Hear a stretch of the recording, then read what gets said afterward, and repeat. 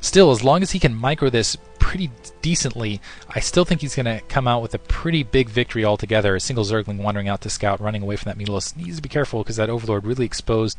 Looks like, fortunately for him, Jolin did not in fact see it and just going to wander out. He might lose some Zerglings out in the front, wondering where the Mutalisks are. Looks like they're out towards the main, protecting right there. Still no production happening, and I think Jolin's actually going to get production out of his natural secondary a little bit sooner.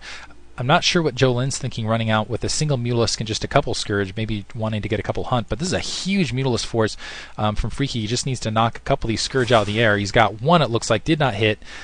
Let's see if he can continue to hit this. He's having a little bit of difficulty, I think perhaps because of some lag there, but it looks like that second one did hit and wasn't able to hit on that final one, so he's still got 5 Mutalisks versus a single Mutalisk otherwise. Sorry, 3 Mutalisks out otherwise.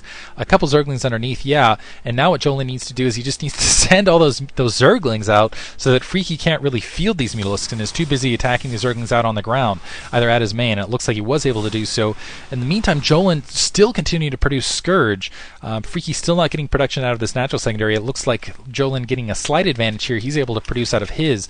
But the supply advantage, it looks like, landing both Scourge on both those Mutalisks. And I'm sorry, on 2 separate Mutalisks. So these Mutalisks can't stand. It looks like this natural secondary is going to go down. Freaky needs to run though because those Scourge are a little bit too close, and I think lag is playing a huge factor in this match because on a normal, basically without any lag, he'd be able to pick off these Scourge no problem. Doing an excellent job in lag to pick off those Scourge now, and he's just got a huge air superior army.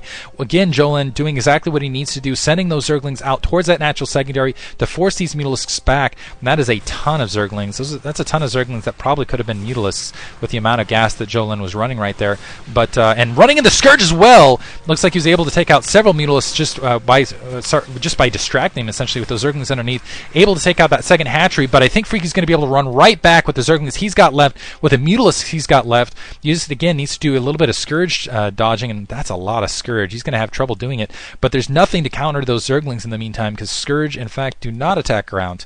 A little bit of a StarCraft fact. Trying to get a couple Zerglings out of his own, but the Mutalisk support, they're going to have a lot of difficulty, and it looks like they're going to engage before those before those Zerglings are out. Also going to lose an Overlord, which is devastating, and here comes that huge huge Scourge army, I should say. Freaky trying to dodge. He's going to have a hard time again microing against this. Very difficult time microing against this in this lag. Loses another Mutalisk right there, but able to pick off continuous amounts and still able to knock that secondary. So it looks like Freaky's going to come out with the game, and East is going to go up 3-2 here. I'm going to move on to the next match, which I believe is Nooney versus Dino, a very high-level match. Thanks for listening.